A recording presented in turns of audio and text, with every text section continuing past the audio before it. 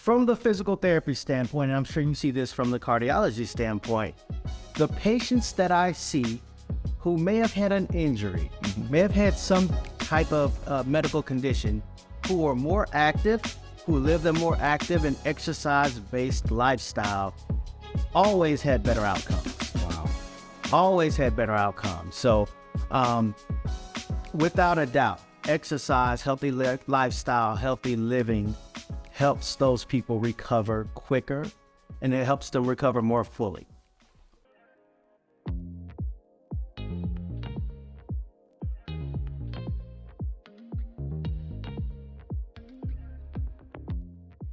Good day. This is Dr. Vats with the About That Life podcast, the podcast that focuses on life or living intentionally forever.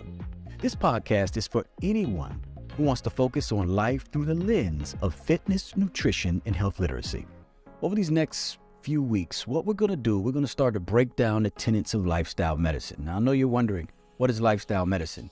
Number 1, it's mind-body wellness. Number 2, it's exercise. Number 3, is diet or nutrition. Number 4, sleep hygiene. Number 5, getting rid of those risky substances. And number 6 is being socially connected. If you make that acronym, it will be MEDS, MEDSSS. First, we're going to tackle, you ready for this? Exercise. Exercise has always been thought to be the great equalizer, but we know that there are certain risks that occur with exercise. This week, we'll be talking to a special friend of mine, Dr. Corey Glass. He's a doctor of physical therapy that specializes in fitness and health through all walks of life. Whether you're recovering from injury or trying to optimize your fitness, Dr. Glass has strategies to help you do that. Now remember, the big question I'm asking everybody is, did you take your meds? Not your medications, MEDSSS, mind, body, health, exercise, diet, sleep hygiene, social connectedness, and finally getting rid of those risky substances. Well, today is an important day because this is one of the days that I really like. I'm working with a friend of mine as well as an expert in his field. As we broach the concept or the conversation around exercise, who better to hear it from than a doctor of physical therapy? Today I have with me Dr. Corey Glass, who has practiced physical therapy for almost 20 years. His approach comes from a long lifetime of dealing with sports-related injuries and being an athlete himself. And I'll tell you, his sons are the athletes as well. And so what we're going to talk about today is how to jump into exercise, but we're going to learn a little bit about Dr. Glass before we get started. So Dr. Glass, thank you for joining us today. And what I wanted to know is, what made you consider physical therapy and what made you choose that vocation? Well, first of all, thank you for having me. February is a very important month. I'm glad to be here with you. It really started for me as a way of staying active. I always had a strong foundation and a strong background in exercise. Love to exercise, love sports, love the sports-themed part of life. So physical therapy was naturally just something that I gravitated towards. Initially, I didn't know that I wanted to be a physical therapist, but I knew I wanted to do something with patients and exercise. So years later, getting to college, really started learning about the different realms and the different avenues of healthcare, and it led me to physical therapy. Wow. So, and I've loved it. No, just the passionate with, and I tell you, he's my physical. He doesn't know. I ask him questions all the time. And what I'll say is he has a background in both biology and chemistry. And so with that, he adds a certain level of scientific expertise to it that sometimes you don't find everywhere. Now, what I'll say is the American College of Cardiology for the past several years has made a push to focus on lifestyle habits to improve health.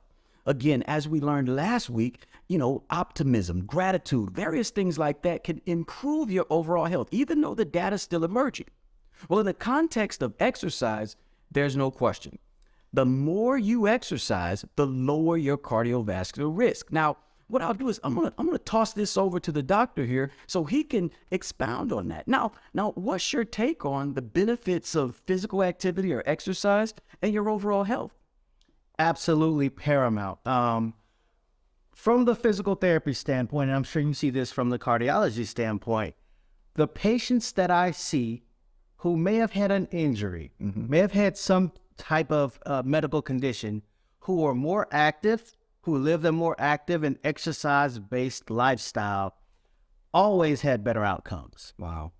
Always had better outcomes. So, without a doubt, exercise, healthy lifestyle, healthy living helps those people recover quicker, and it helps them recover more fully. So all right. So we get it. I'm a former, I know I don't look like it now, but I'm a former student athlete. He's a former student athlete, but I don't look like it now. So I guess the question is, for those folks that never really bought into exercise, never really used exercise to improve their health, to do those, where does someone get started? How do you start with exercise? Really, for those, the people who aren't going to be very exercise-minded, I always start them at a lower level. They're not going to get out there and want to run 20 miles. They're not going to get out there and pick up 200 pounds of weight. They're just not going to do it. That's going to hurt them. It's going to make them sore. So something simple, isometric contractions, holding your breath in, contracting your abdominal muscles, taking a walk around the block. May seem like not much to you or I, but for 65-year-old Mrs. Jones who've never exercised, that's something that is actually a challenge for her. So you have to tailor the approach to the individual patient. Okay. Or the individual person. Again, when they begin to have health-related issues, if they have a more exercise-minded approach to life, they'll do better.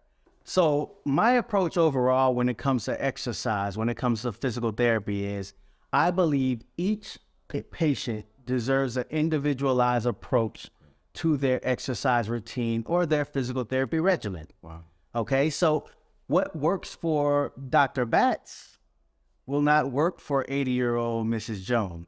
Wow. So you have to really take the patient as they are and tailor that approach to them and make it fun. Make it something that they'll be willing to engage in 3 days a week to 5 days a week to hopefully 7 days a week. Wow. But you've got to start with the small steps to get them more engaged and active and involved in their own care when it comes to exercise. Wow.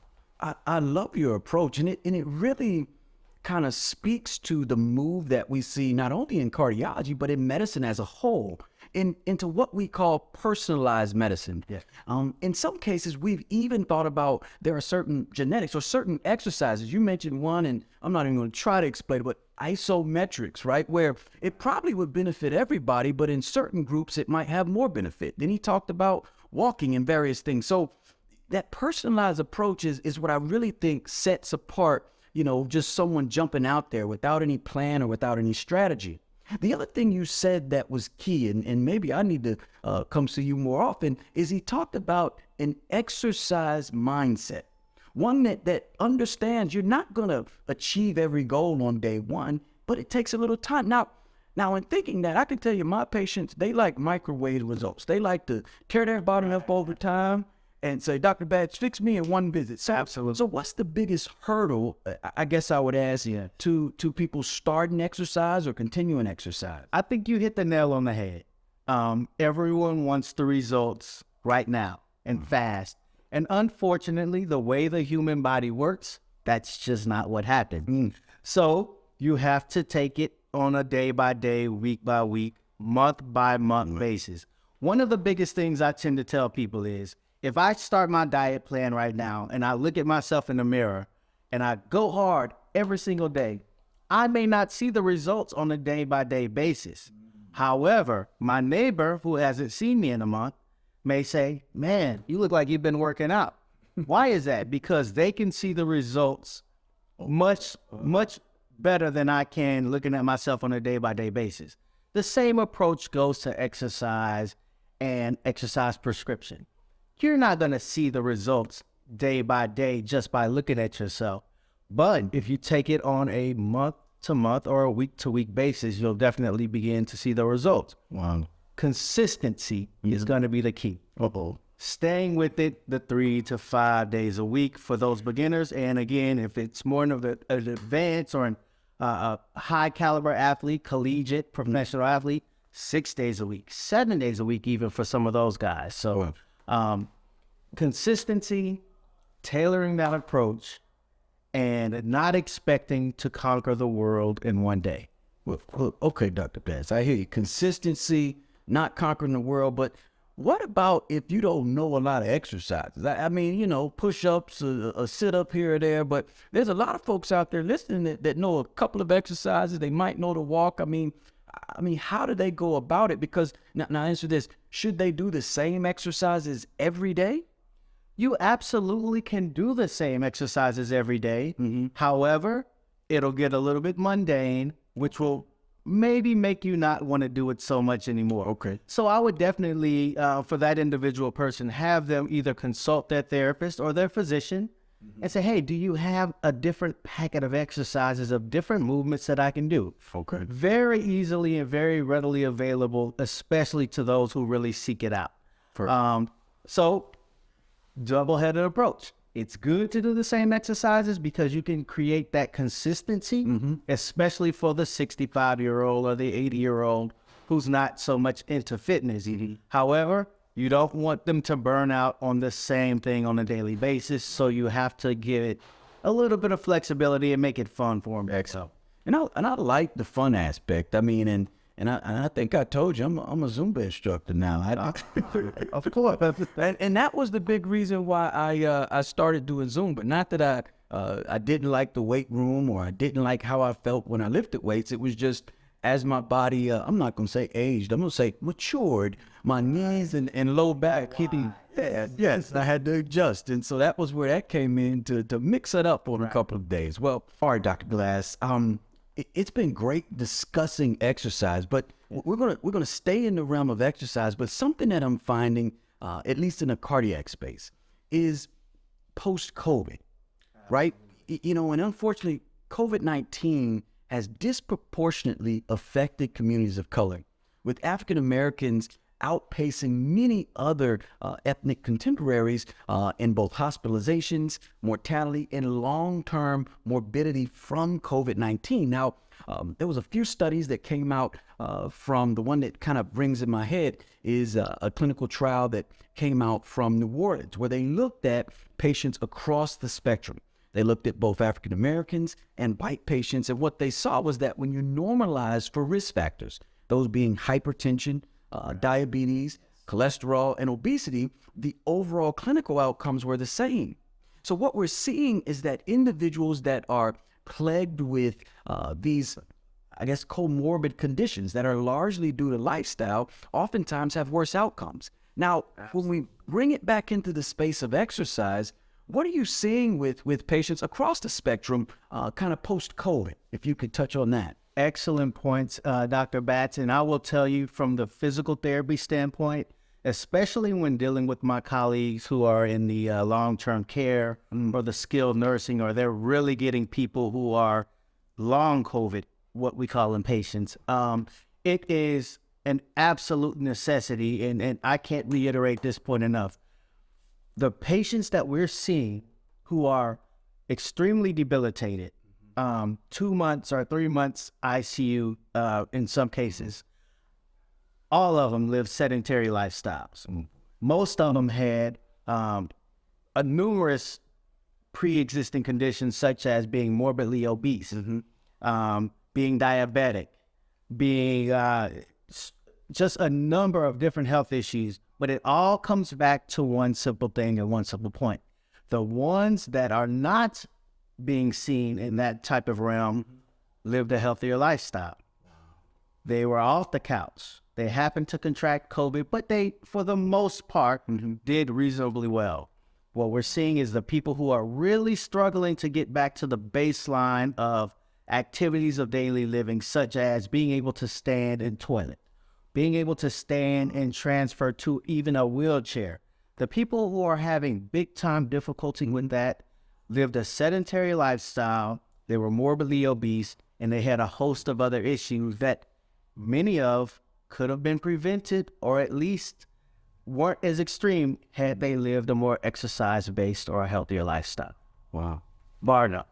So again, I didn't say this, guy. This is a doctor, an expert, saying that lifestyle changes, right? Remember, you're not going to get it all back in one day, but making subtle adjustments. He said, walking, just tightening your core, so to speak, or doing different things to help your body, because it's as good. And again, I am pro-vaccine. There's no question I am pro-vaccine, but the vaccine itself is not a force shield, right? So even if you are vaccinated, you still need to take strategies to improve your lifestyle, whether that's starting an exercise program, meeting with your physician and coordinating, okay, I need to get healthier before I start. Whatever you need to do, as he said, if you do happen to get it, the fact going into it, if you're healthier, then overall, you're going to be better. So again, understand that everything you do with your lifestyle impacts you from now moving forward.